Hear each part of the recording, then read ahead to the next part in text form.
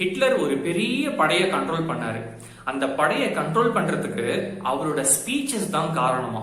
அந்த ஸ்பீச்சஸ் கொடுக்கறதுக்காக பயங்கரமா பல மணி நேரங்கள் ட்ரைனிங் எடுப்பாராம். என்ன ட்ரைனிங் அப்படின்னா, எப்ப பேசணும், எப்ப பேசுறதை நிறுத்தணும், அந்த வாய்ஸ் மாடுலேஷன் எப்ப இன்க்ரீஸ் பண்ணணும், எப்ப டிக்ரீஸ் பண்ணணும், எப்ப பேசுறத ஒரு நிறுத்தி ஒரு பாஸ் கொடுக்கணும், அதுவும் எவ்வளவு நேரம் அந்த பாஸ் கொடுக்கணும்.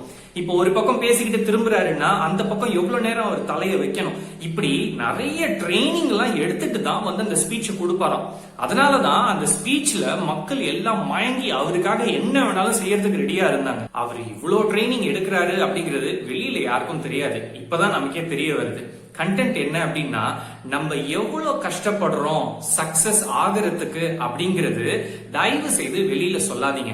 நான் இவ்வளவு கஷ்டப்பட்டிருக்கேன், நான் இவ்வளவு மணி நேரங்கள் வேலை செஞ்சிருக்கேன், இதுதான் என்னோட சீக்ரெட், இதுதான் அந்த டிப்ஸ்ன்னு தயவு செய்து நீங்க சொல்லாதீங்க. ஏன்னா சொன்னீங்கன்னு வச்சுக்கோங்களேன், அது பவரை கம்மி பண்ற மாதிரி அர்த்தம். ஹலோ ஃப்ரெண்ட்ஸ், நான் ஸ்ரீதர். இன்னைக்கு நம்ம லா 30 from the book the 48 laws of power பார்க்க போறோம். இடி, மின்னல், புயல் இது எல்லாமே வந்து நேச்சுரலா நடக்குது, டக்குன்னு நடக்குது. ஆனா அதுக்கு பின்னாடி என்னென்ன வேலைப்பாடுகள் நடக்குது, ஒரு இடி இடிக்கிறதுக்கு என்ன நடக்குதுன்னு நமக்கு தெரியாது, ஒரு புயல் வர்றதுக்கு என்னென்ன ஒரு ப்ராசஸ் நடந்துட்டு இருக்குன்னு நமக்கு தெரியாது. ஆனா அது வர்றப்ப நம்ம அதை பார்த்து ஓ மை காட் புயல் வருது அப்படின்னு பயப்படுறோம் இல்லையா? அதே மாதிரி தாங்க இந்த பவரும்.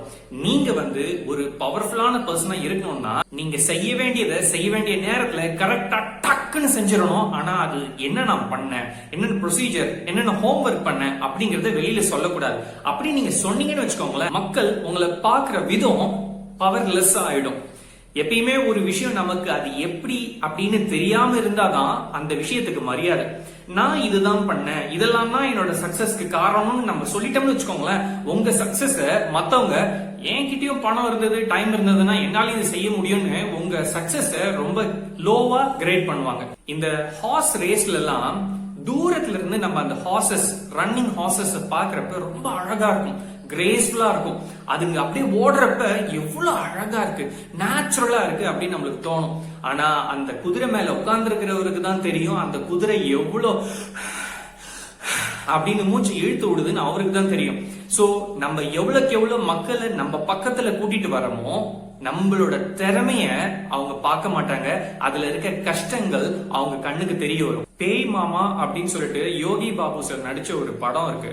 அதுல வந்து அந்த ஃபேமிலி வந்து டாக்டர் ஃபேமிலி, அதாவது தன்னோட மருத்துவ முறைகளை வச்சு நிறைய ஃபேமிலிஸ்க்கு உதவி செய்வாங்க. ஒருத்தர் வருவாரு, வந்து இந்த எல்லா டெக்னாலஜியையும் இந்த சீக்ரெட்ஸையும் கத்துக்கிட்டு அவங்களே சாவடிச்சுட்டு அவரு அந்த கான்செப்டை யூஸ் பண்ண ஆரம்பிச்சிருவாரு. உங்ககிட்ட இருக்கிற பவர்ஃபுல்லான ஒரு ஸ்கில்ல மத்தவங்களுக்கு சொல்லி தந்துட்டீங்கன்னா அதை அவங்க உங்களுக்கு அகெயின்ஸ்டா யூஸ் பண்றதுக்கும் வாய்ப்பு இருக்கு. பட் நம்மள நிறைய பேருக்கு நம்ம ஏதாவது ஒரு சக்சஸ் அச்சீவ் பண்ணிட்டோம்னா, மத்தவங்க யாராவது இன்டர்வியூல நம்ம கிட்ட வந்து எப்படி நீங்க இதை அச்சீவ் பண்ணீங்கன்னு கேட்டா, நம்ம வந்து ஓப்பனா சொல்லிடுவோம், நான் இவ்வளவு மணி நேரம் வேலை செஞ்சேன், நான் இந்த மாதிரி ஸ்கில்ஸ் எல்லாம் லேர்ன் பண்ணேன், நான் இதை பண்ணேன், நான் அதை பண்ணேன், இதெல்லாம் பண்ணதுனாலதான் சக்சஸ் வந்துச்சுன்னு நீங்க அந்த ரெசிபியை வெளியில சொல்றது மூலமா மத்தவங்க உங்களை வந்து இதெல்லாம் என்னாலையும் பண்ண முடியுமே, என்ன பெருசா நீ பண்ணிட்ட அப்படின்னு உங்களை கொஞ்சம் கம்மியா பேசுவாங்க. நீங்க எவ்வளவுக்கு எவ்வளவு மிஸ்ட்ரியா இருக்கிறீங்களோ அப்பதான் உங்களோட ஸ்கில்லுக்கு பவர் ஜாஸ்தியா இருக்கும். மத்தவங்க நினைக்கிறது என்னன்னா, இவரு இவ்வளோ கிரேஸ்ஃபுல்லா நேச்சுரலா கஷ்டப்படாமவே இவ்வளோ சூப்பரா பண்றாரு, இன்னும் கஷ்டம் எல்லாம் பட்டு செஞ்சாருன்னா வேற லெவலுக்கு இதை செய்வாரு அப்படின்னு மக்களை நினைக்க வைக்கணும். அது எப்ப நடக்கும் அப்படின்னா, நீங்க சைலண்டா செய்ய வேண்டிய விஷயத்த செஞ்சுக்கிட்டே இருக்கணும். அது சக்சஸ் ஆகுறது ஆயிட்டே இருக்கும். ஆனா சக்சஸுக்கு ரெசிபியை வெளியில சொல்லவே கூடாது. அதுதாங்க இந்த வீடியோவோட கண்டென்ட். வித் திஸ் இந்த வீடியோவை நான் முடிக்கிறேன். இந்த வீடியோல நீங்க ஏதாவது யூஸ்ஃபுல்லா கத்துக்கிட்டு இருந்தீங்க அப்படின்னா தயவு செய்து share it with the people whom you care the most, because sharing is caring.